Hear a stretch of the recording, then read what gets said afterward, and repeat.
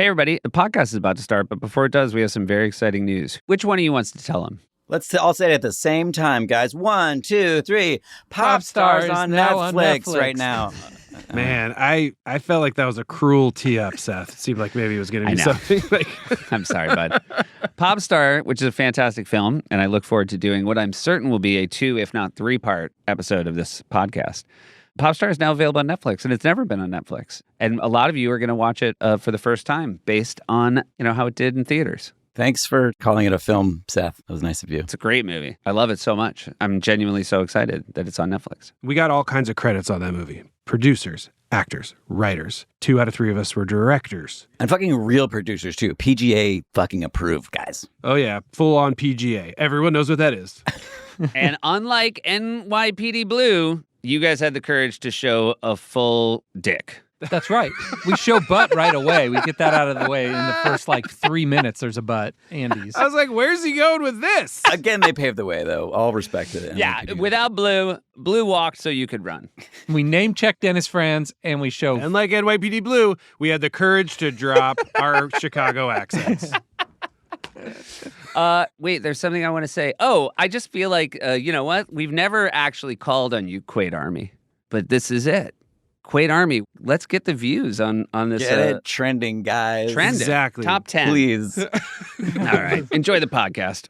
It's the Lonely Island and Seth Meyers podcast. How close are you, Andy, to your spelling bee climax? I got it hours ago. Fuck this guy. Let's see if Seth mentions it when he comes back from either number 1 or number 2. Okay. You want to know my guess? He's going to avoid the subject. You really think he's just that dumb? You just think he's a dummy? No, I just think when he doesn't achieve his goals, he avoids talking about them. Who are we talking about? No one. So how was your time away, Seth? Anything you want to bring up? Maybe some texts? Whether or not I queen beed? Oh, that's an interesting subject. Did you queen bee? No, I haven't yet. What a fool. Do you know anyone who did? No. Supposedly somebody did it with no hints. Yeah, that was me, your best bud. One of your best buds. I said best bud, but then I was like, wait, we got a lot of best buds. Yeah, of course I'm recording, Jeff. I don't want to miss Andy shitting all over me for not getting the B. I don't think our listeners want to miss that either. How many points do you have so far, Seth? Because I have 39. I don't have my phone in front of me, Jorm, because I'm doing a podcast, and I feel like that's inappropriate. So I can't tell you exactly how many I have. Oh, well, I guess you're never going to queen bee then. Yeah, I guess not. I will say it's very exciting to start a pod knowing that Andy is already bead. Yeah. It makes me wonder what he's going to do on his phone for the next hour. I mean, staring at something. I'm doing strands. I just got the span going. Roopy-doopy-doo. And once that is put to bed, obviously I already got connections in Wordle, then I will try and get letterboxed in 2 words. When are we going to invite the New York Times gentleman on to talk about this crucial issue? We really do have to decide 2 things. When are we going to have Sam on? And do we just agree now that we show the Doritos people? Here's what I think we do.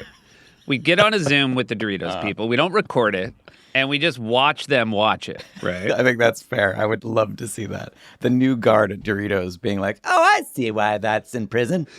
And we're just like, you don't have to say anything. You don't have to do anything. We just want to watch your faces. Be able to say to our listeners what they thought. Strands done. Strands done. That's great. We should watch it with them and then immediately hang up before we hear their opinions. Just judge it off their faces. I really want to hear. Letterboxd has a J, an X, and a V. Not to mention a U and a V. This is going to be tough. What is Letterboxd? This one. And what do you do in it? You can use 1 letter from each side at a time. Oh, yeah, I know that one. Okay. I mean, I used to do it and be like, snooze fest, because it was so easy to get it. And let's say today it says in 6 words. But then I think I talked about this already. Dan Gore said him and his brother. I'm going to cut you off real quick because I think I might kill myself if I listen to you talk about that anymore. Oh, right. So Jeff, our producer, just put in the chat that James from Doritos is a listener. It's just you asked. So that's just the only reason I was talking about it, because you asked, you fucking piece of shit. Sorry, go on about Doritos. Yeah, go back to host mode, Seth. Shut it down. Shut this motherfucker down. All right, so James from Doritos, our question is, are you okay getting on a Zoom with us? We will screen share Jorma's magnum opus, the Normal Guy Doritos ad, and we will watch it together with you. We won't record you. We will discuss it afterwards, and then we'll bring it to the pod. We don't want to do anything that's going to jam you up, James, but we would like to get this going. I really like that we use this pod to talk specifically to one person. Hey, Quaid Army, you never know which day we're going to talk to you. Going through you guys individually. Hey, Quaid, what are you cooking? Is that mac and cheese? Quaido! Oh, you're still talking to our Quaid. Yeah. Quaido, make that tea! Our boy Jay Quaid. Yeah, our main Quaid. Yeah, kind of the main Quaid at this point. He's our main Quaid. Yeah. Only Quaid who's checked in so far.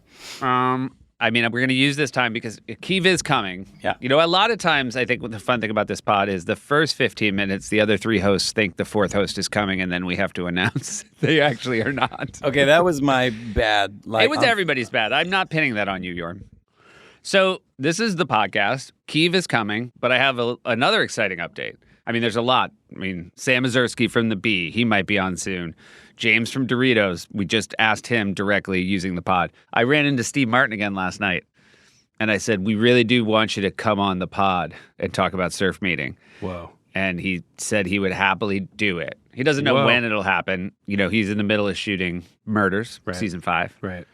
But I think he needs the Quaid Army to bear witness to what we did to him. And I think it'll be really cathartic for him to work through it. I love that. Can we see if Dennis Franz will get on the pod too? I feel like he should talk about his book. It would be very funny if Dennis Franz, this would be his return to like the public. He walked off the set from NYPD Blue and said, I'm going to live a private life now. And then he held it all the way until he got invited to come on the Lonely Island Seth Meyers podcast. And then he was like, I guess I really am retired. This proves it. I feel like the odds are low. Low that he'll come on? Yeah. Yeah. It'd be so fun if he just really wanted to talk about that episode in that moment and just how it worked, the shower scene. How it worked. I like to think that he's still confused about what she was trying to do. Yeah. I don't know what the fuck she was up to. I don't get it. The blocking was wonky. What was that? I mean, I was... Hey, we could grab a second. Look, it's the Bradley Cooper show, but really it's the I'm on a Boat show. So we're going to get there. But can we take a second to just talk about some things in the Bradley Cooper show? Yes, please. Yeah, totes. There was a game show. Bradley Cooper hosts a game show called I'm Gonna Have Sex with Your Wife. That's right. Oh. And he comes out, very game show talk, very 70s like game showy, like that kind of, you get it. Yeah. The 3 contestants are Will Forte, super excited to be on the show. Fred Armisen, super excited to be on the show. And then he goes, and then our returning champ. And then it cuts to Bill, and Bill's super bummed out because Bill had been on the show last week. And now it's starting to dawn on you what happens in order to win the game show I'm Gonna Have Sex with Your Wife. It's starting to dawn on you? I mean, it is the name of the sketch. It's starting to dawn on the late bloomers. Understood. So Forte is first. He walks over and does a little host banner. It says here you run a PR firm in Cedar Rapids. I sure do. Terrific. And I understand you brought your wife with you here today. I sure did. Hi, honey. That's great. Now, Ron, I'm going to have sex with your wife. I'd like to see you try.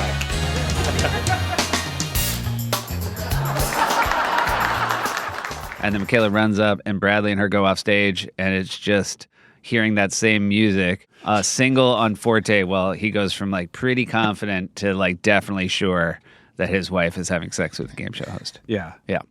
All right. So then 3 notable update guests. Andy, you all remember when Michael Phelps got caught smoking weed. Yeah, cool. of course I remember that. So my question to you is, you came on and commented as a famous person. What famous person did you come on and comment as? I'm going to assume it was Mark Spitz. It was 100% Mark Spitz. Yeah. Hey, Keev's here. Yo. Keev, I just want to... Oh, that's our guy. I just want to jump you right in. Can you hear us, Keev? Yeah, I'm here. Hey. Talking about 3 update features. We have not talked about I'm on a Boat yet. There were 3 update features. First one, let's see if you can get the question right that Andy just got right. Michael Phelps gets caught smoking weed. Andy plays a real person on Weekend Update commenting on it. What historical person did Andy Samberg come on? Historical, I just mean a real person. Oh, Mark Spitz. Mark Spitz. You kind of played Mark Spitz as a skeevy guy, and I feel like Mark Spitz might have some issues with the way you chose to play him. I mean, it was all just like 70s vibes. It was you all know? mustache and chest hair. Yeah, yeah. I would just like to flatly read some of the dialogue. Oh, by all means. I hope it's better than the stripper sketch from last week. It is. There's a flat read there, too. I did kind of run it through, and I'm like, no, it's better. Okay. It's not great, but it's better. That was you thinking about it.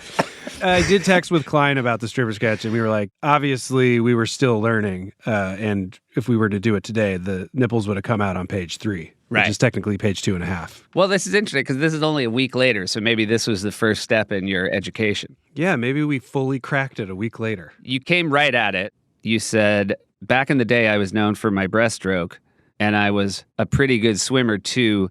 Zang. Zang. Who wrote this? I believe it's you and Melanian Jost. Heavy hitters. Then you had this line. Let's just say a lot of girls laid their head at the Spitz Carlton. Jeez. Yeah. Sure. The audience did not go with you on that one. Right. Because it's a long ass walk and their legs were tired. And then you said, you explained to me, Weekend Update anchor Seth Meyers, Yeah. that works on 2 levels because Carlton is also what I call my penis. There you go. Fully landed the plane. Thank you. And then I said, I don't think it works on either level. All right, now it's another trivia question. You can ask follow-up if you need clues. Okay, thank you. This is during a financial crisis. The setup is no nation has experienced the economic crash worse than Iceland. Here to comment. Wig as Bjork. 100%. Well done. Wow. Yeah, 2 only for Icelandic. 2. I feel like that's the only Icelandic celebrity that has ever been portrayed on the show. Yeah. It's historically notable to me in my personal life because she rolls out and says, "Greetings, Snarf." Greetings, Snarf. How is your skeleton? Good. How's your skeleton? It's itchy. And from that day forward, our friend Neil Brennan has never called me anything other than Snarf. Greetings, Snarf. Oh, that's great because now people can call you that on the street when they see you. Yeah, it made me very happy. And then the first question she asked me is, "How's your skeleton?" Pretty great. There's 2 Seth corners I'd like to talk about, and then we'll get right into boats. Sing me in, Jorm. Seth Corner, it's been a minute since I sang this song, but here we go, Seth, take it away. Were you bummed you didn't get asked to audition for Snarf in the new Masters of the Universe movie? I mean, I'm bummed that I'm never asked to audition for anything. Well, okay, that's fair. So I can save the questions that are similar to that one moving forward. Thank you for that info. You had a bunch of them. You had a lot. You had a bunch of, "Are you bummed you weren't asked to?" questions. Yeah. Oh, you bummed you didn't get asked to audition for a Complete Unknown? By the way, we never talked about... I'm derailing Seth's corner. I'm sorry. That's fine. It's all of our corners. Well, a long time ago, we talked about the Elvis auditions, which was really fun. And Yeah. we didn't ever talk about what those Complete Unknown auditions must be like. Oh, yeah. too. Who do you want to be? What actor do you want? Just do Andy. Come on. Hey, what's up, Andy? Hey, how's it going? Auditioning for Bob Dylan, Complete Unknown. Oh, so excited. Hey, Quaid Army, by the way. Oh my God, that is so nice. Yeah, we just love the pod. And, Gary over here said, Andy's such a good singer. And I'm listening to the pod and I'm remembering all those old songs. So we're just so happy to get you in. Wow, warm room. I was not expecting that. Thank you very much. That helps me relax. Okay, so whenever you're ready, and obviously pick whatever song you're most comfortable with. Okay, great. We traveling in North Country Wild. I'll leave. I'm just gonna go. Yeah. As soon as it started, I knew it was off. Apologies for bringing you in. Yep, that was my bad. Apologies for bringing you in. Yeah. Let me know if you need like a stoner in the background or something. Somebody who he's really rude to, and then gets the best of. That's a real dream outcome for me because I knew exactly where that was going, and it still was a full delight. I'm pretty sure I blew out the mic. I didn't know the song choice. Yeah, I didn't either. You didn't know it was gonna be Girl from the North Country. No. I didn't know that. Girl from the North Country. I had a Talking Heads shuffle channel on this morning, Yeah. and it started playing the one from with Johnny Cash Yeah. when he stopped smoking. Yeah. When Dylan stopped smoking. Oh, did that change his voice significantly? Well, yeah, I immediately yelled out, "Girl from the North Country, everyone's favorite version." It is the best stop smoking ad of all time. You're like, wait, how long did he stop for his voice to completely change? I think it's BS, and he just decided to change it and make it sound like a Muppet. Yeah. It was an ad for smoking. It's that voice, right? Yeah, you're like, it's very lady. Like if I start smoking, how long till I have a cool raspy voice? You've got a good one. And we're going to get into your voice. I can tell you're fishing. We're going to be talking a lot about your voice this podcast. So can we please? Maybe the most ham performance of Akiva's career. Support for The Lonely Island and Seth Meyers podcast comes from Airbnb. You know, recently I took a trip to Los Angeles, California, and I stayed at an Airbnb for 5 days. It was in the Valley. I'm not going to tell you where, because then you might track my movements. It was great. It was right across the street from a park. It was a really beautiful unit. And you know what it made me think? It made me think, man, I'm blowing it. I have a lovely place that I could be doing the same thing with. I would love to share it with the world. It's a great way for people to have lovely experiences in. And what am I doing? I'm just blowing it because it feels like it's more of a vacation in an Airbnb. It's not a hotel. You don't have to feel like you're just visiting a city. You're living in a city. And anyway, I felt like I was really throwing money in the garbage, and I was a fool. Your home could be worth more than you think, and you can find out how much at airbnb.com/host. Support comes from Vuori. Hello, Jorm. Woo! Vuori, my fave! Because you love versatility, Jorm, correct? Oh, and I love the way it stretches. Yeah, 4-way performance stretch. Yes, that's it. You're a big fan because it moves with you. No restriction. Exactly. You can't restrict Jorm. Jorm is you are too versatile as a person. I'm unrestrictable. That's right. Also, breathable, boxer, brief liner. That's a big deal for you. You're talking to my soul now. I remember when you first started at SNL, you would come in and I would say, why are you so upset? And you'd say, my pants don't have built-in comfort and support. Oh, daily, on the delay. Look, this is fitness versatility. It's one short every sport. It's great for any workout or activity. Totally. I mean, Jorm and I are laughing because we're like, who doesn't know this now? I know. I mean, we got to be preaching to the choir at this point. Get on board, people, if you haven't already. What's your favorite, Jorm? What's your favorite workout? Me? Yeah. I like the squats, and then I also like the rope thing because nobody ever does it. The squats. Yeah, the squats, and then the rope thing, where you do the rope thing, because everyone always thinks... Squats. Vuori is an investment in your happiness. For our listeners, they're offering 20% off your first purchase. Get yourself some of the most comfortable and versatile clothing on the planet at vuori.com/island. That's VUORI.com/island. Exclusions apply.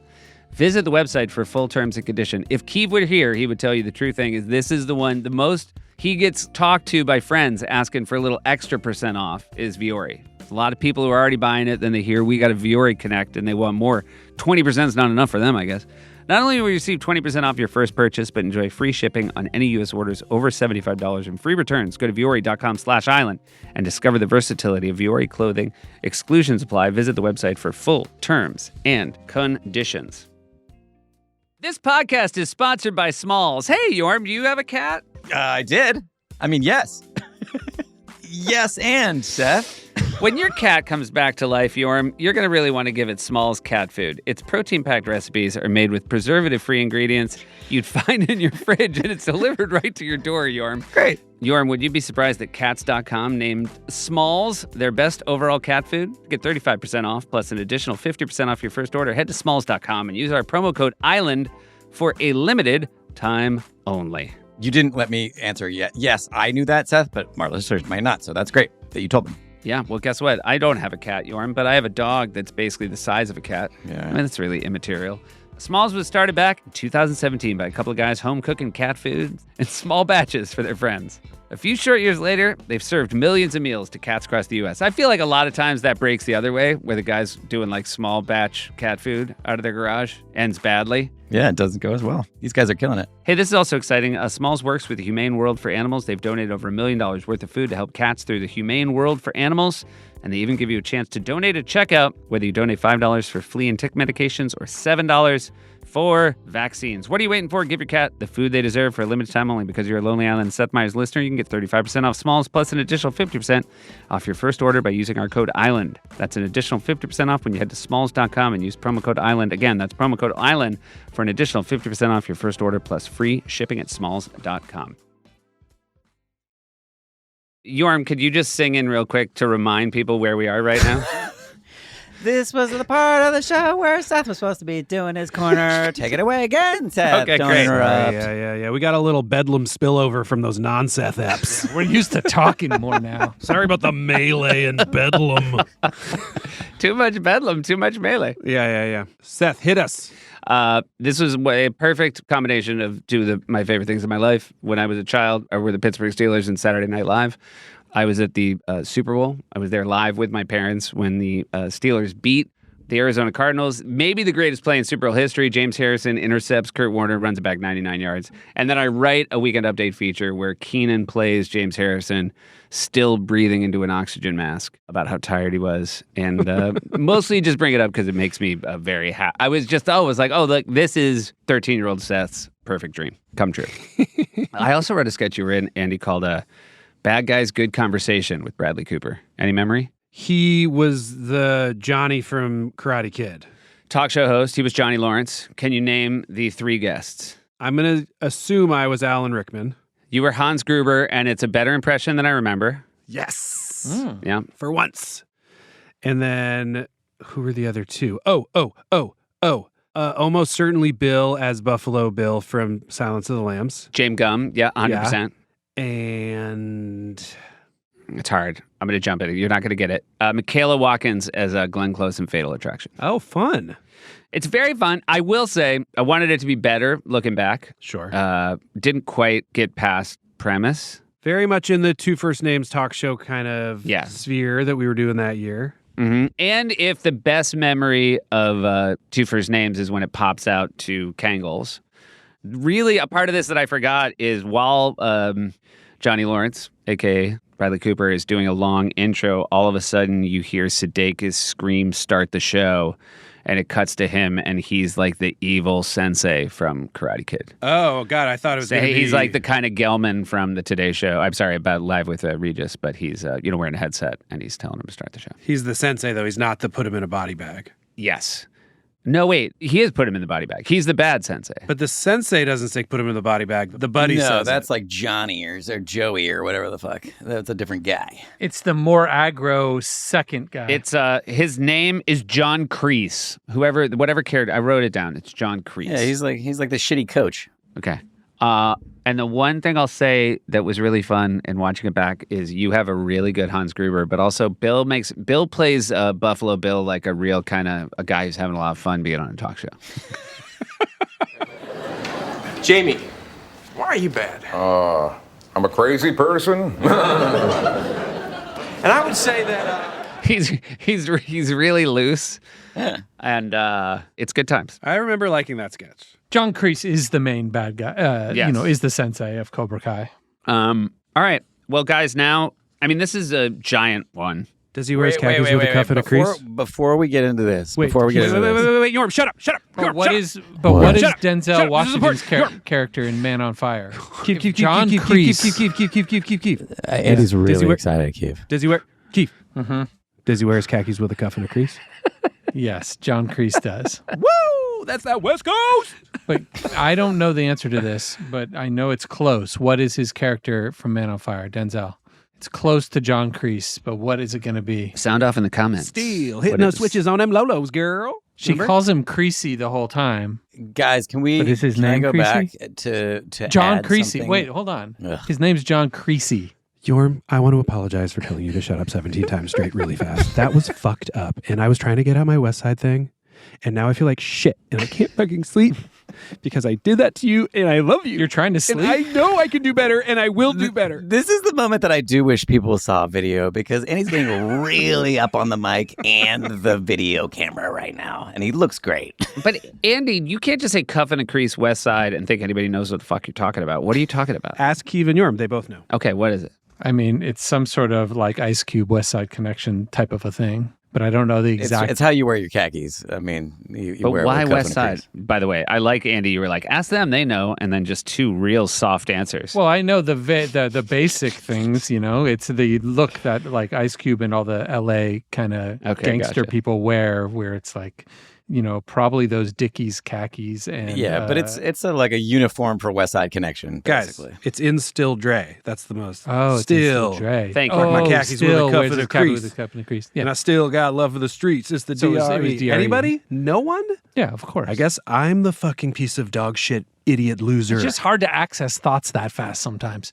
All right. Now, I'm not trying to create another Anthony Edwards here, guys. That's what I'm I'm not trying saying. to create another Doug Hauser situation. Hauser. I'm just letting you know that the fictional character of John Kreese, who is the sensei of Cobra Kai, is named John Kreese. And then I'm assuming for SAG reasons, John W. Creasy, he added the W. Oh, Man on Fire, Creasy. Creasy is Denzel Washington, a.k.a. Creasy Bear. Creasy Bear, yeah, we love that. As he's referred to by Dakota Fanning, because that's like his Manny, you know? Yeah. While they're down in Mexico or somewhere, and you know, he's her bodyguard. I don't have to tell you about it. You've seen Man on Fire. But anyways, the names are very similar. Yeah. Keith, on a related note, what does Creasy Bear wish that one guy had? More time. See, now that I'll know. I thought you were going to perform it. I wish you had more time. But he's the one that's going to blow him up. I know, then he kills him. It's so tight. Well, why he could make his own wish come true, I guess. Hey, I'm just looking at the IMDb page, Keith, and I'm worried about this is continuing because Christopher Walken in the film is named Paul Rayburn. Need I remind everybody, in the last episode Christopher Walken hosted, there was the Greased Lightning sketch where he kept saying change the lyrics to Gene Rayburn. So we're probably just living in a singularity at this point. Well, and you're talking about Christopher Walken, who played Iago and also was in a Lasercats. Right. And yeah, he played Iago in Othello, and Denzel Denzel is famously currently Othello right now. And famously was not in the Lasercats. Famously not yet. Maybe he's for the movie, I guess. It would be really funny if Lauren asked Denzel to host and Denzel said, I don't want to host, but I'll do a Lasercats. And then Lauren had to pretend that you guys were still working on the show. Oh, yeah, I'll ask the fellas. Like Lauren hat in hand coming to you guys to do a Lasercats. Mm-hmm. Wait, you guys, I still have something to say. And we can that's right. We have been sort of steamrolling you, Jorm. We can put this at the beginning. But before we get into this cool digital short. I like that you said you're so confident you think whatever you're about to say we're going to put at the beginning. Well, we might want to because it's about last week's episode, which I thought was great. I thought it was very enjoyable to listen to. You guys were very entertaining. It did go a little off the rails, I will say. Seth did a very bad job keeping it on the tracks. But I got a voice note from Simon Rich that I'm going to play for you guys right now. It's very, very the short. Photographer, or the cinematographer who we see who we see in the mirror for a second. Simon Rich, wonderful comedy writer. Here he is. This is Simon Rich. I can confirm that I did indeed play the role of cameraman in Lasercats 4.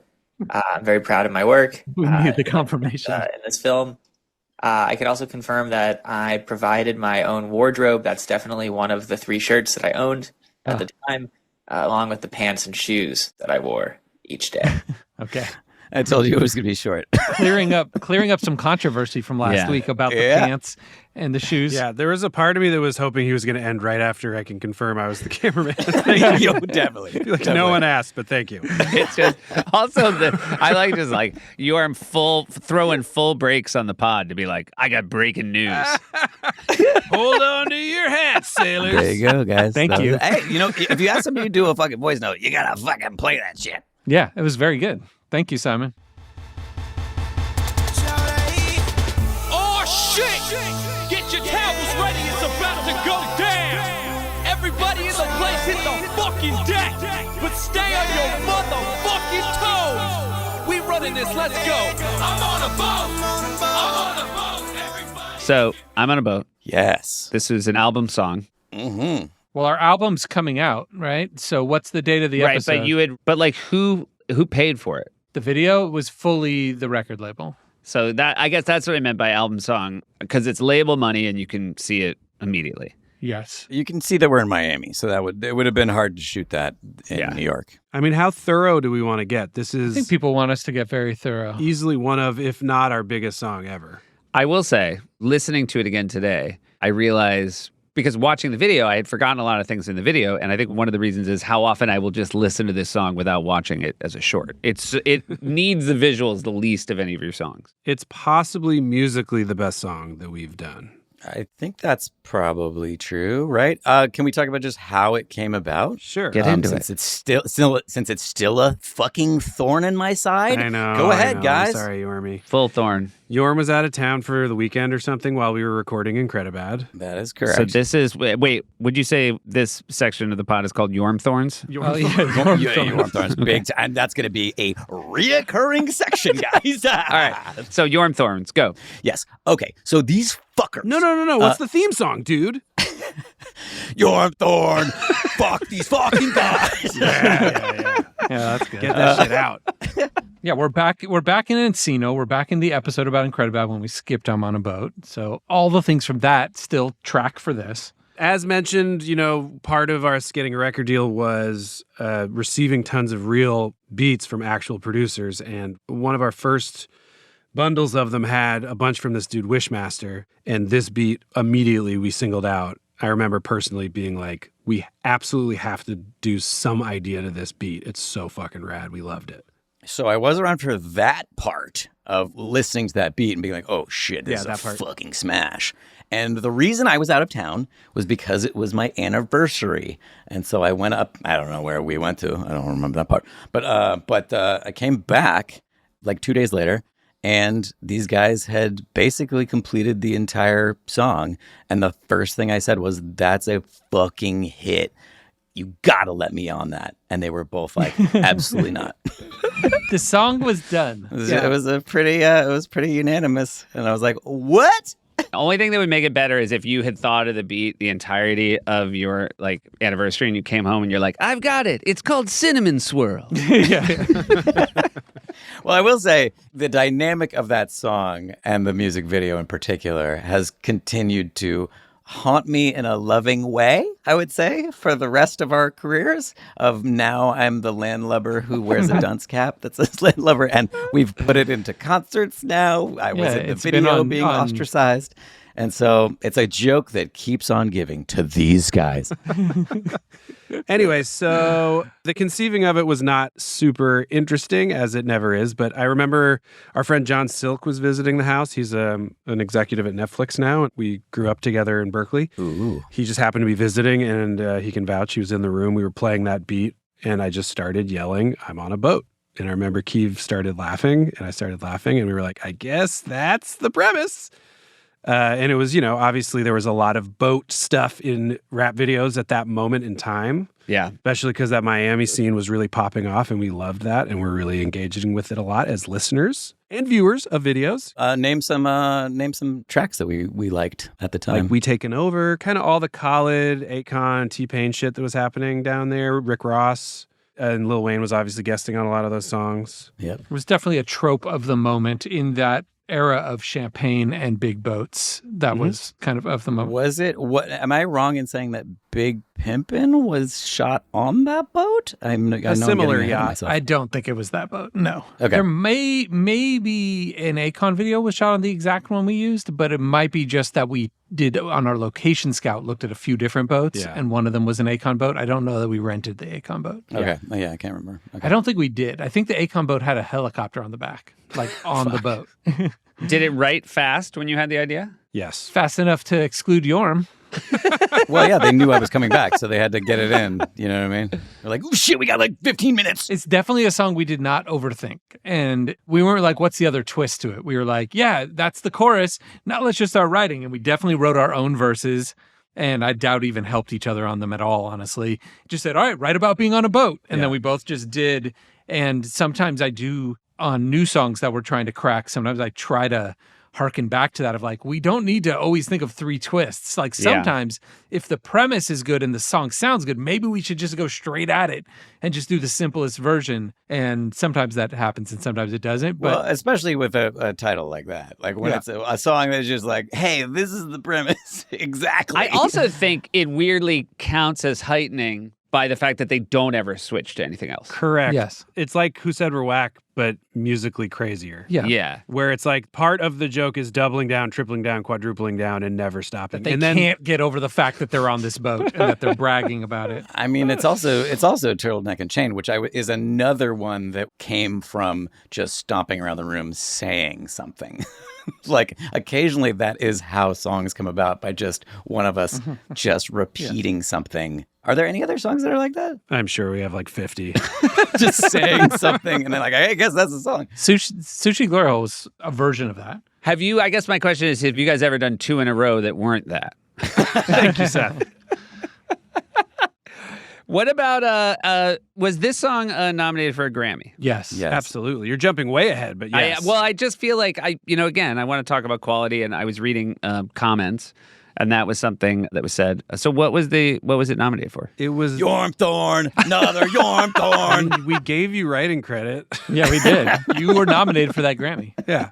That's true. Yeah, you didn't even show up. Yeah, I didn't show up for the Grammy. It was your anniversary weekend? Spite. It was our half anniversary. No, I was 7 anniversaries a year. No, I was raising money for Mari's play, and were you, Seth. The reason I wasn't at the Grammys is because I was doing... Me and Andy had a great time. We can look up the photos of us there. We were having a blast. Yeah, we wore our sunglasses the whole time because it was rock and roll. Yeah, because we were now... Well, if you jump into the Grammys for a second, we were nominated under Best Rap Sung Collaboration against songs like Run This Town. We were literally up against Run This Town, which thank God won. Yes. I don't know if anyone's ever gone to the Grammys hoping to lose more. Where we were like, if we win, we can't get on stage. We were only confident enough to go because we were that sure that we were going to lose. Correct. You're right. That might have been a weird tipping point that you wouldn't have recovered from. Agreed. Yeah. We were in the wrong category. Oh, yeah. We were a little salty about not being nominated for comedy album. Right. Yes. Because I believe we had the biggest selling comedy album of the year. And as everyone knows, if you sell a lot, that means it's high quality. But it is true. We had we did have the number one Billboard album, a comedy chart album for Incredible was number one for 2 years. Yeah. I think until our next album came out. That's right. And then they nominated us, which let us know they knew we existed. But then you guys lost comedy album to Rick Ross. Exactly. That was his album of impressions. Yeah. And he was fine getting on stage. Yeah, but it was good. It was good though. He was really good. I will say, I remember hitting the carpet for the Grammys. Yeah. And we bumped into T-Pain, and we were so excited to see him. Of course, we love him. And before he said anything, we were like, I know. He's like, dude. Because we hadn't talked since we got nominated. And we were like, oh, man, this is not a good look. And he was like, you know how many fucking songs I did this year? This is the one that got nominated. We were like, we know, we're sorry. It's because we're white. Accurate. I will say the fear, though, the fear that you must have had is because of pain. Because that would be the only reason that I think it would have crossed the finish line and maybe it was never going to be Run This Town. That is such a smash. Yeah, we never for a second thought we'd win, which was, again, a relief and why we could take the whole day as kind of a fun joke that we were there as musicians and just wear, I think I wore the tux from the video and just put it on. But I will say, everyone else that had a good rap song collaboration that year, sorry. Yeah, exactly. Somebody else could have used that slot. Yeah. Did any other people from the rap world engage with you that night on how they liked the song? I don't think we really bounced around asking people. Hey, what'd you think about ours? Hi, I'm Kiva. We're like you now. You might remember me from the video where I was wearing this exact same outfit. Exactly. I dressed in my costume so that you'd recognize me. I feel like what goes over great at the Grammys is insecurity, Yeah. But I remember, though, you couldn't buy a drink there, and T-Pain had some way of getting us them. So we did end up, because we were sitting with him, so we did end up very nicely. He was sending some assistant type person, and he was like, you guys want some? Getting Jack and Cokes or something. Was he still on Apple Jacks? Because he's the only guy I have ever seen drink Apple Jacks. It was not that. I remember it being... The reason I remember being Jack and Coke is because I remember when Pink was up in the rafters doing her, what's it called when you do that, essentially the ballet up on the ropes, not ropes, but oh yeah, she killed it. It was amazing. And she's singing her whole thing, 50 feet above us, but glitter was raining down from her and it got into my drink. And that's why Yormthorn, here's another Yormthorn, digging it into his side. I'm so fucking glad you guys had such a good time. Seriously. Well, it did not a great time. Keith got fucking glitter in his drink. Oh, that's true. He did have glitter in his drink. Shit, that sucks, dude. I still drank it. Keith didn't do this during Jizz in My Pants. I'm just saying. Yeah, or I just had sex coming up soon. All right. Yeah. Be classy. Take a note from your good friend Keith. Yo, be classy, bro. There you go. Be classy.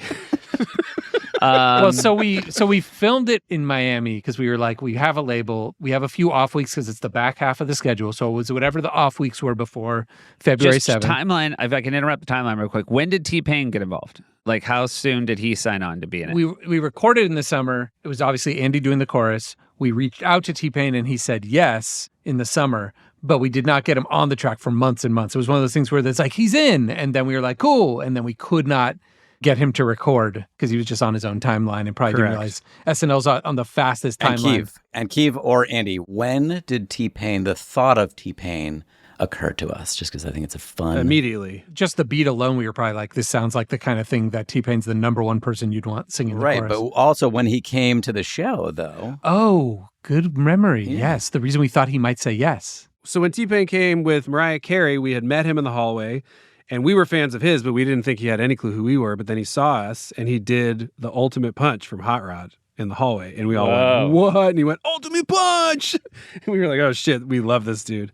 And obviously within a minute, we're like, we would love to do a song with you. And he was like, just let me know. So we knew he was down, which is our favorite thing and has led to many collaborations because people say that. So we go, let's write towards them then if we know that they want to do one. And he came, he was at Radio City. Yeah, he did the 50th. He was great. Which was fantastic. I think that was like extra special when he came out. I was like, oh yeah, no, I wouldn't have wanted to see somebody else do this part. Absolutely. We also did it with him live at Summerfest in Milwaukee. Yes. When we did and on our tour. He just happened to be there doing his own set. And then we were like, we're going to be there too. And so he stuck around and came and did it with us. Didn't he also come when we did the San Francisco one? Did he? Yes, because he was doing the stage next to us after us. Oh, yeah. When we did our very, very, very first concert at Clusterfest in San Francisco, the year before our tour, he came and did it with us live there. And I feel like every time we see him, he's on to a different signature kind of drink that he's drinking, which I always appreciate about anybody. Yeah, it's nice that he has the ability to change, you know, and more. And grow.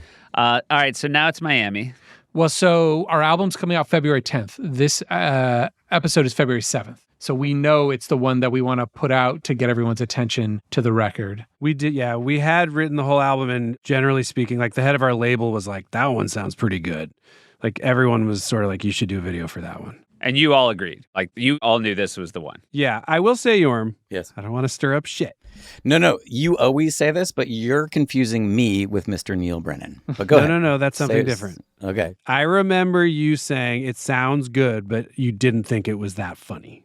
I don't remember saying that, but I more remember saying that's a fucking smash. Can you please put me on it? And then you guys kicking me out of the room and treating me like shit. It's crazy because I don't remember any of that. Oh yeah. My guess on the timeline is this, Andy. Jorm said, this is a smash. Can you put me on it? And then you guys said no. And then Jorm said, well, good, because I don't even think it's funny. Well, fuck you. It's not funny anyway. Yeah, that makes sense. I'm sure that's what I think that Seth has broken it down accurately.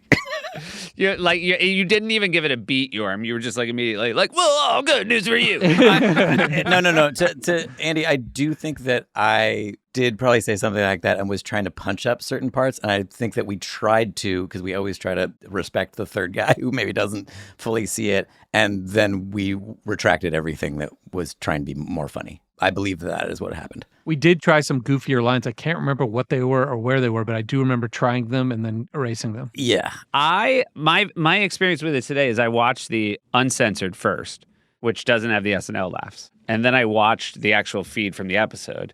And it's interesting because it doesn't have that thing Lazy Sunday has. There's really no break to laugh. Definitely. And so there's when we start going through the song, I'll say a couple of the laughs. And it also it's just so good that people are, I think they get out of comedy head for it. And you realize how funny it is the second or third time you watch it. I think there's a part of it that, again, the doubling down and tripling down, but also the relentlessness of it. There's a moment 2/3 of the way through where it's clearly the moment in another song where it's supposed to go back to the chorus. And instead we just do get the fuck up, this boat is real, and straight back into verse. Yeah. Yeah.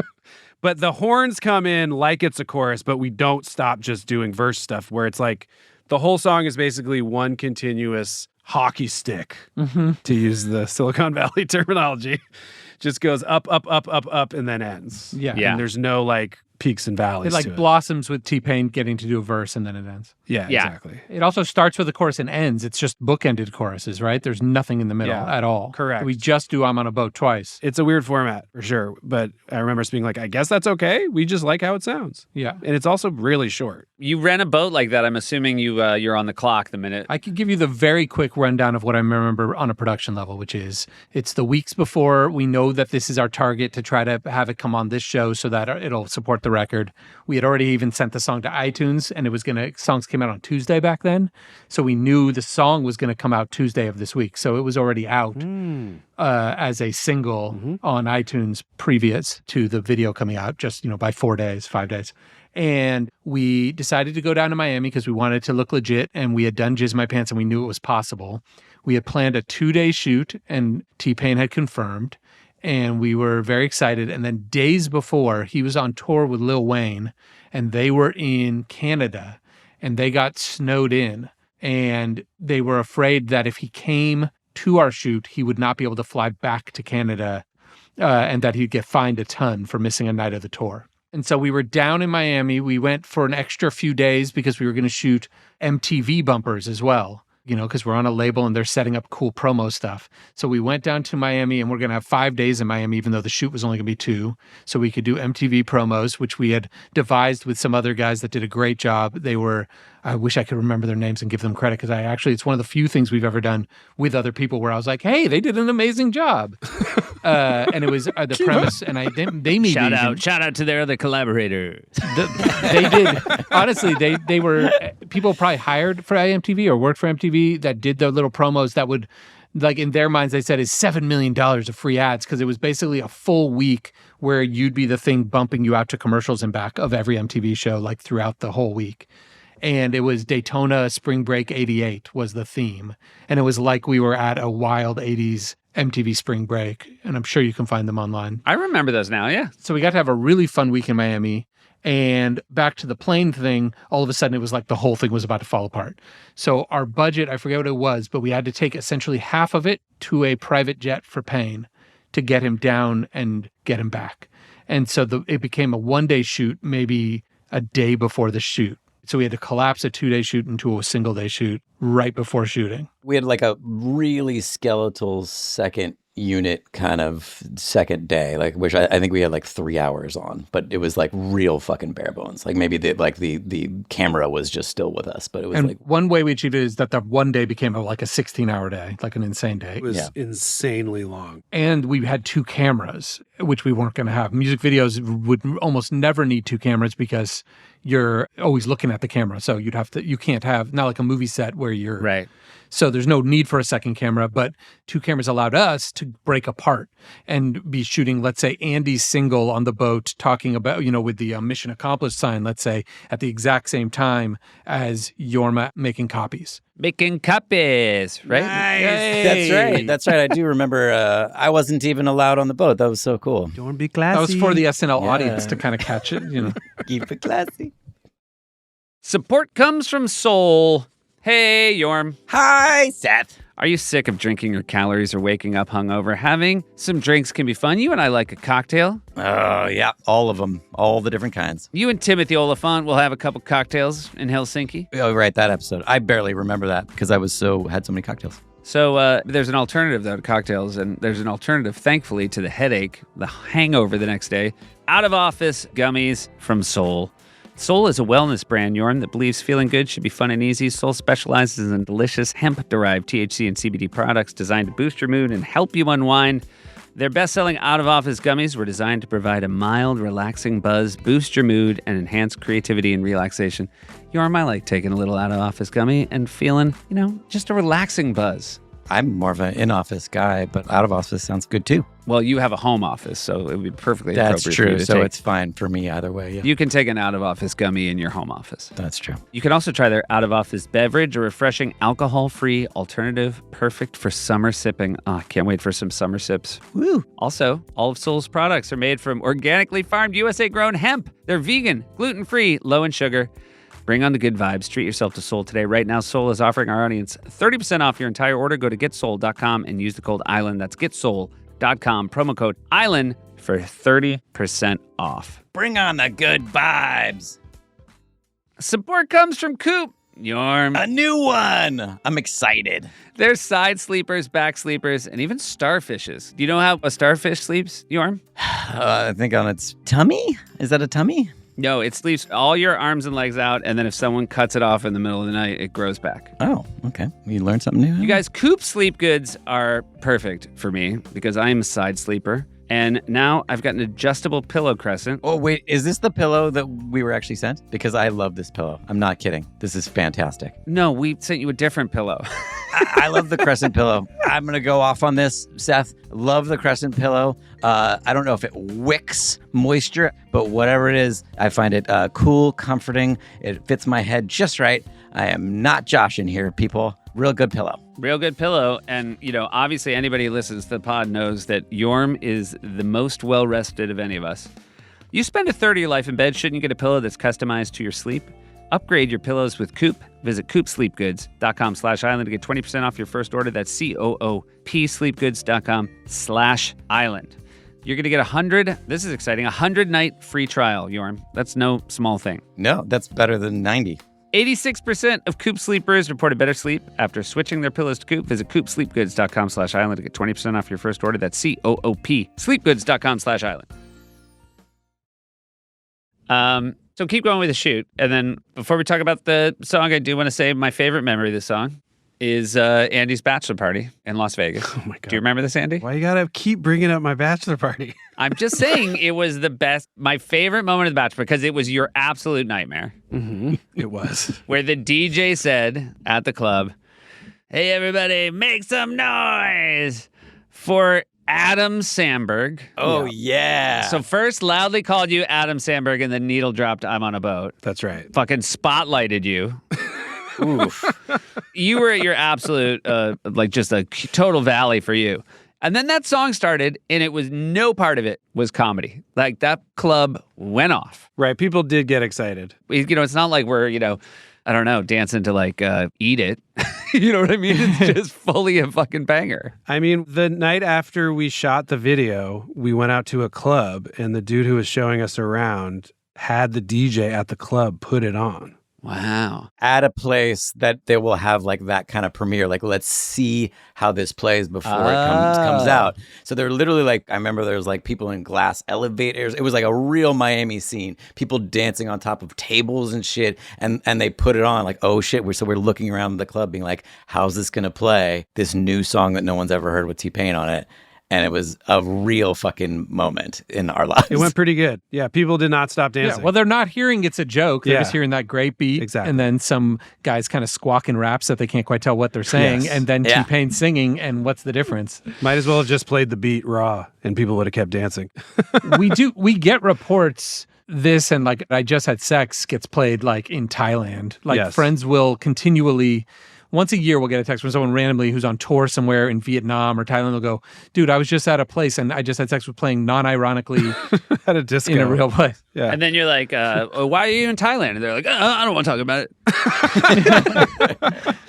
I'm doing BTS for White Lotus. This would play in Australia, apparently. I'm on a Boat would play on like Australian MTV just in rotation. And but it would play backwards, right? Yeah. Is that how it works? Yeah, of course. Yeah, because it's down under. Yep. So dope. The boats would be going the other way. Just like their toilets.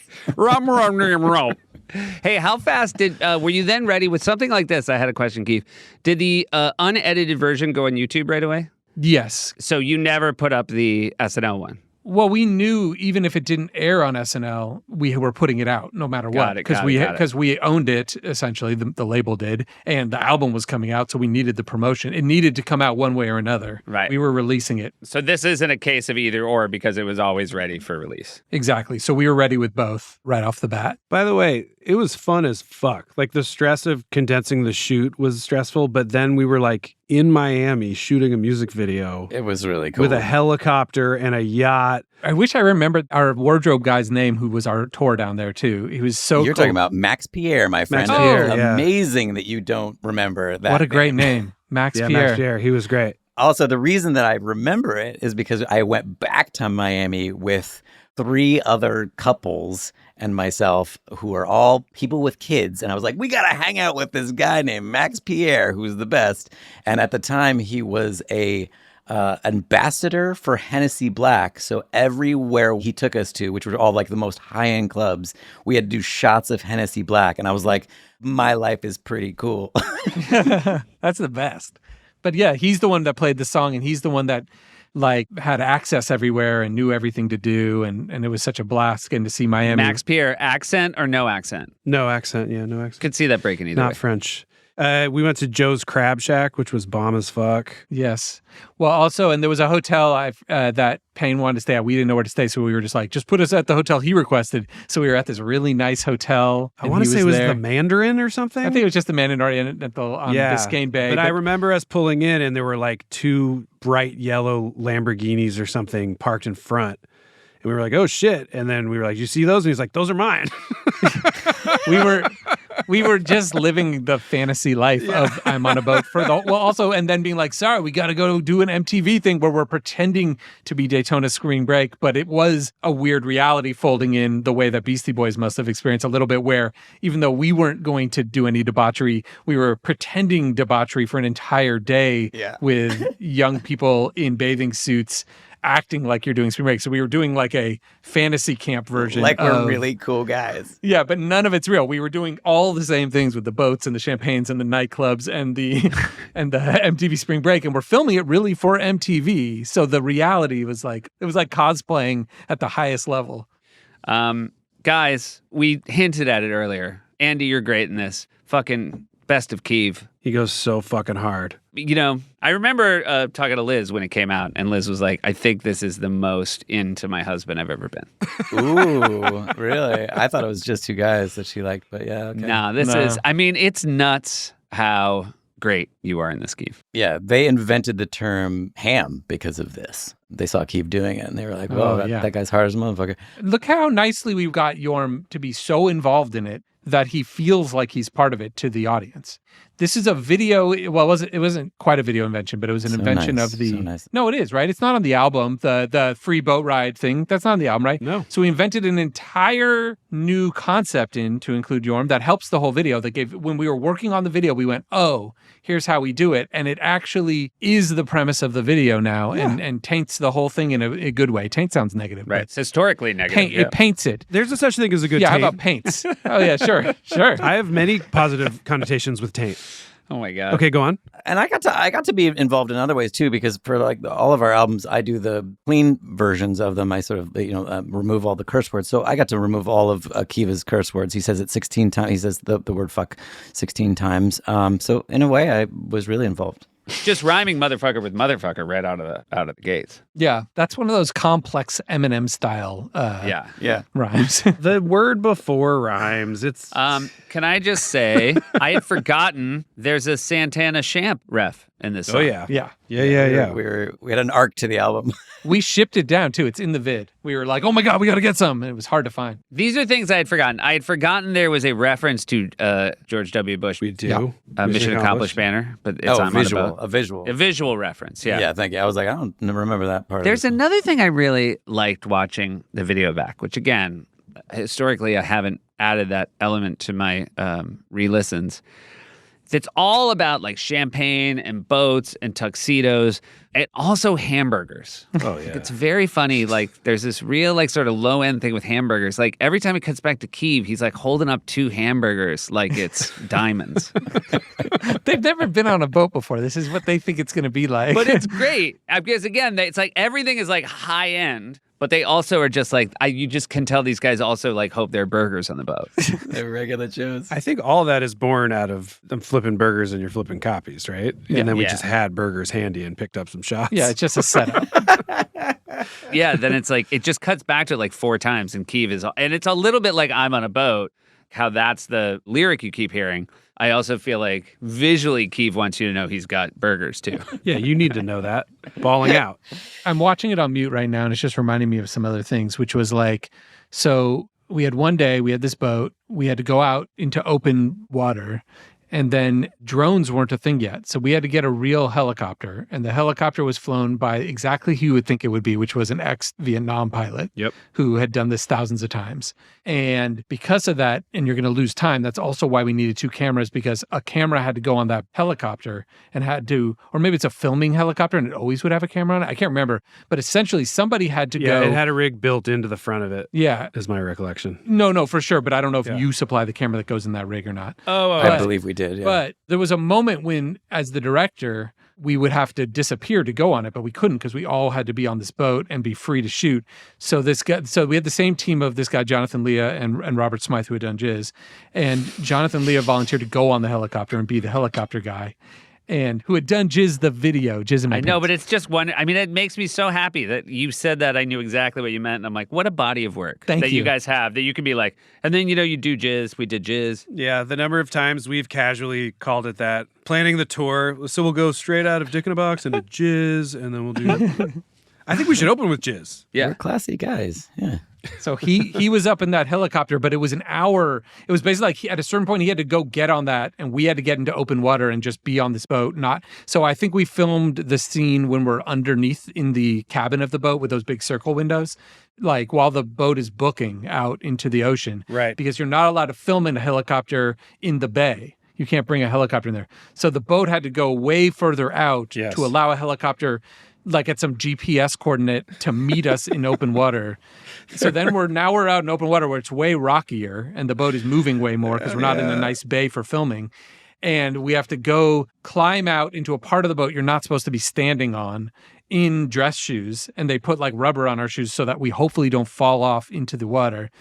And got the speakers hidden somewhere there so that they could blast it. He's on walkie, and all of a sudden we just see a helicopter come up, and they're like, "Yep, it's us." And Jorm, I believe you're in the boat, right, looking at a monitor. I was like hiding as soon as the helicopter came. Yeah, you're hiding in the boat with the crew that was on the boat with us, with a walkie, talking to Jonathan in the helicopter, calling out when, like, "All right, 3, 2, 1, I'm hitting playback," because he can't hear the music either. And then the helicopter knows when to like come in on us. Yes. And it was it's still the craziest shoot I've ever been on at that moment. Like crazy coolest. Well, having a helicopter swirl around you it's so deafening and fucking, and it was getting close. You see the wind on us. That's wind from the chopper. And it was getting so close to get the shots. And we could barely hear the music because it's so loud. I've never had a helicopter get that close in any other. And even T-Pain was looking at us like, holy shit, what are we doing? Oh, it was genuinely cool as shit. It was definitely the moment we like reached another level of how big and crazy we were going, obviously, but we were not unaware of that fact. Like as it was happening, we were like, how fucking far are we going to take these dumbass songs? like we are fully shooting a crazy ass huge baller video for a record label right now off the coast of Miami with a helicopter and a yacht. It felt massive and insane. The only other setup we ever did that came close was roof of the MetLife building for Just Had Sex. Yes. Yeah. But this was the first time we did it like this, and we couldn't believe it. Our minds were blown. The other thing that's great about the fact there weren't drones yet, Keeve, is there's 2 shots from the boat with the helicopter in the background. Yes. One of those is comped, I believe. Yeah, but it's real, but it's comp. Yeah. It was even in the same shot, the helicopter came. It just came at the wrong timing for it to look like a cool shot.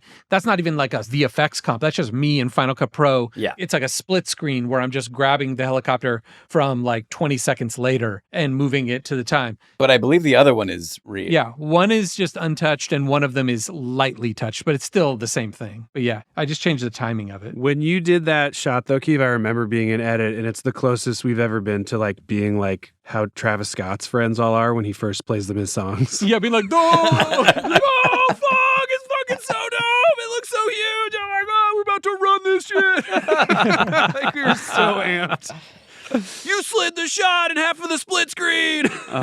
I remember feeling like that when it played at Air, too, of just like, even though, because I did feel like it had sort of stunned the audience a little bit. And so there maybe wasn't the laughter necessarily, but it felt like it was like, oh shit, I think that this is going to really hit in a different way. I mean, it's always crazy to see it play live, but that one in particular was like, oh shit. But if you want to jump to that night to what Seth was talking about and what you're talking about, I remember feeling disappointed. Keith, Go ahead. Do you want to talk about the footage situation? I mean, we could talk about it for a second. I don't know how interesting it is, but yeah.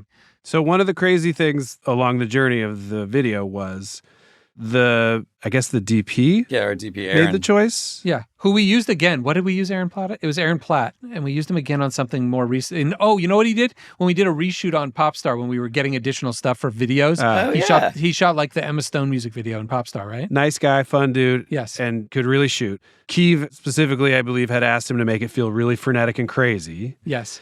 And he was doing this trick while he was shooting footage where he was popping the lens in and out. Which is great. He was popping it off of the camera. Yes. So I just have this vivid memory, Keeve, correct me if you feel this is different, of going in there the first day of looking at the footage. We shot it on an off week.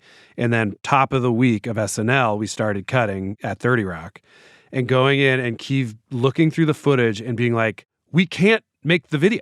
It's all just fucking flares. There's no fucking footage. I don't have a take of the jokes, of the lines. I can't see anyone's face when we're saying the fucking lines. Like, super in a spiral. Yeah. And I remember being like, looking at it with you, be like, okay, calm down. I'm sure it's fine. And then looking with you and being like, oh, shit.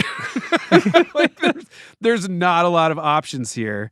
And Keeve, bless your heart, grinded that fucking edit from Monday till Saturday. Oh, wow. Yeah, it took a lot longer to edit than other things. Pulling tiny little moments from every single moment. When you see the finished product, you would never know it because it's so high energy and dope.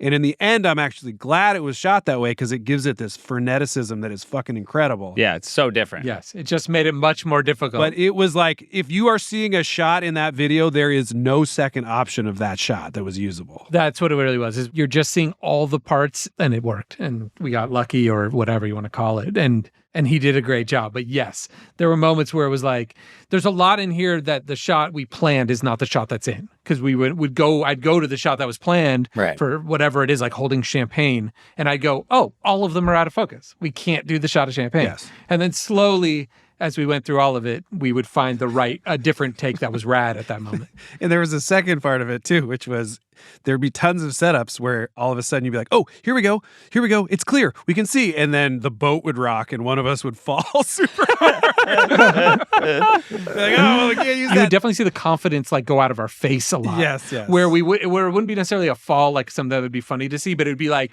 we're trying to seem like we're the most confident guys on the boat, and you'd feel us like, all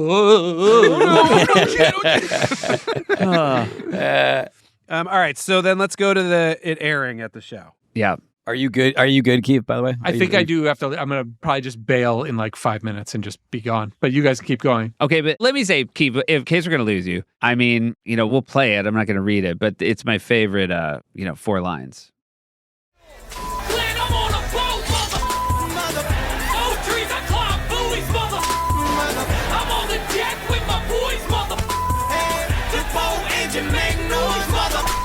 Just it is total Keith in the fucking pocket, and it's just the best. That guy's really proud of being on a boat so much that he's proud that the engine makes noise. Yeah.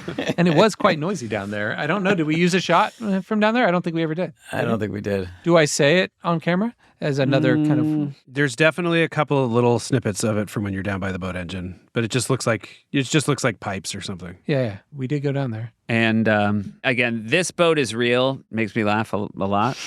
It's a really dumb thing to say. Yeah. Do you remember asking me if I could get Kevin Garnett to say everything is possible for the video? No. Did we ask you that? You asked me, you're like, do you know anybody at the Celtics? Can we send somebody? Because they were playing the Knicks that night. Yeah. Yes. And you guys realized, you're like, we would send somebody over and get them. And I did know somebody at the Celtics. I believe they're still at the Celtics and now have a way bigger job, but I won't name drop them. But I wrote them, and they very sweetly wrote back, and they're like, here's the thing about Kevin. Like, I don't want to talk to him before a game.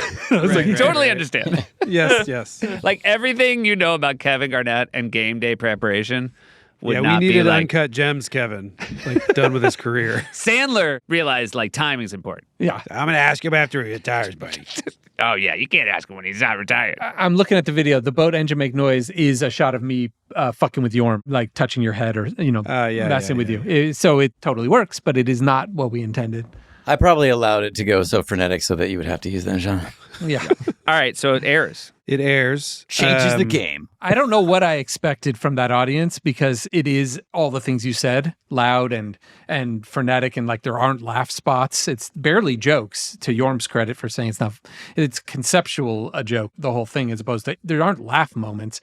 But I remember it getting applause at the end, and I'm sure if we listen right now, we'll go, those are strong applause. But in my warped ears at that moment, having worked so hard and having so much riding on it and feeling so strongly about it in the audience, I felt like I don't know what I needed them to do. Stand up and give us a standing O at the end of it. I don't know what it would have made me happy, but I remember having that reaction and going, like a mix of like disappointment and the people at home are going to know, like excuses in my head. Like this is an audience that just comes here and stays up all night to get tickets because they just want to see the laughs. They don't get what this is. This is for real people outside. Whatever my excuses were in my head. But I remember not being like, I was not feeling like high-fiving after it aired. Oh, see, I felt like it was that probably because I was just so jealous. You might have had a clearer sense of it. I don't know. I genuinely felt like it was going to pop to the home audience. So I sort of didn't care. And it did, right? Like it was immediately a hit. Yeah. And I was giving the extreme example of my thoughts. Like I also was like, no, I know that's good. And I felt good about it. But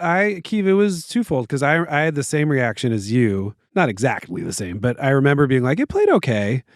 And part of that was, at this point we had done a lot of them where it played crazy in the studio. Right. Where we'd be like, fuck, that just smashed. And it feels insane for you when it happens and you've made something and you feel so happy. And so this one, for such a long wind up of like having written it the summer before, people all being like, that one feels like it could be a hit, then going to Miami, spending all the money from the label, pulling out the edit, and then being like, fuck, here we go. It's like the build up at SNL is never that long. It's always I thought of this 2 days ago. Yes. And now it's on the show. So the expectation of it was like, and also what, like you said, this is the one that's hopefully going to kick off the album because it's coming out so soon. And then the reaction couldn't help but feel a little bit like a letdown. And then I feel like also people at the show were like, hey, good job. That was like, it no too. one Like cared. if you went on internal SNL politics of people being nice to us, like the Reba short is diamond, like 10 times platinum. Like it was, after that aired, the way Lauren congratulated me, you'd think we had just made I'm on a Boat to how the world is. And the way everyone, like every other castmate or Higgins would be like, now that's good. And when this aired, people didn't kind of say shit, or they went, hey, nice one tonight, as if it was any other, like, small, like the third Blizzard Man or something. We were all pretty mad how bad you guys had fucked over Jorm. Yeah. Mm-hmm. Jorm had poisoned the well. I thought it was more stunned to me. That's how I viewed it. I thought, well, Seth, you're the only one that wasn't us. What was your vibe of yourself and other people when that one aired? I don't remember. I will say it's interesting to not really remember Night Of. Whereas, for example, I know exactly how I felt when I saw Jack Sparrow, right? Like that was fuck. And I think maybe even for like comedy SNL people, like we were probably waiting for, because again, we never see these things until dress. You're waiting for bigger laughs. Yeah. Or just like, what's the turn? And then again, you realize like, it's so funny the second time when you know that these two dummies are just going to sing about this boat the whole time. Yes. And part of it is that you guys had trained us to be ready for anything. And so then when like the thing we were ready for, it was like, oh no, that's it. Yeah. Totally fair. I mean, I don't think any of us thought it was our funniest song. And I will also say, in a way, we didn't even realize that it was more broad than we understood, which is a mistake we always make as viewers, where I'll see something and I'll be like, that was whatever. And then it explodes because normies are like, I understand it like this. You know what I mean? Like we were people who go on boats. It was also for them. It wasn't just making fun of them. It was also for them. Like, did we think for the next 10 years people are going to be like, we played that shit at Lake Havasu? We were just like, what? That was confusing. Again, I filmed Lobby Baby in Minneapolis on a Friday night. On Saturday night, I was going to go see you guys do your concert at the Armory in Minneapolis. On Saturday afternoon, me and Shoemaker and Brooks Whelan went out on my friend's boat in Minnesota on Lake Minnetonka. We literally went by another boat full of people playing I'm on a boat. And like just unironically, our boat started screaming it to their boat. Just screaming the lyrics. And it was just like people on boats being so happy to be on a boat and finally have a song to express. I mean, that's the best. That absolutely rules. Yeah, it's so fucking rad. It's so stupid and wonderful. Yeah. It's also like weirdly like that thing of like, you know what? For too long, I've not been allowed to be this publicly happy about how I feel about being on a boat. Guys, I told my fellow podcasters that I had a very hard out here for my family. Yeah. So my apologies to the Quaid Army, but I'm bailing here. If there's more to talk about this next ep, I'd happy to pick it on up. Hey, family first, Keith. Thank you. Family first. I love you. Love you, buddy. Love you. Love you, dude. All right, bye. First comment, because there were a few dislikes on the video, and somebody wrote, all the dislikes are from people on land. Landlubbers. Was it you, Jorm? Like myself. Yeah, it's all me, just under pseudonyms. And then somebody, I like a YouTube comment section, how, everything's written flatly. You know what I mean? Like nobody's putting anything in it. And someone just wrote, my favorite part is when they were on the boat. Yeah, I like that. I like that. That's terrific. Yeah. I don't think we need to go any further. I think. Can I just say one last thing? Yeah. Because Jorm, you're my dear friend. Yeah. And I can see that you're a little still maybe sore about not being on the song. But I do want to just point out, Yeah. we have a history of this. Yeah. And I never complained when in 4 iterations, I was referred to as Steve the Who invited Steve? That dude's a I don't know what you're talking about. And there I was, front and center for my close-up. Yep. Just happy to be included. You know what I mean? Yeah. Just happy to be included, my man. Yeah. So just be classy. You know what I'm saying? Hey, just keep it classy. Keep it classy, Jorm. We're going to continue to keep it classy, guys. Guys, I just want to say the pod is back. The energy was great. Woo! We got all 4 of us. And there's lots more. Honestly, there's lots more to talk about I'm on a boat. But this was a ton. And you know what? I think we're going to just chill until we get Keith back. And we love everybody. Yeah. Love you guys. Love you. Love you. I especially love you. Oh, I love you too. Always.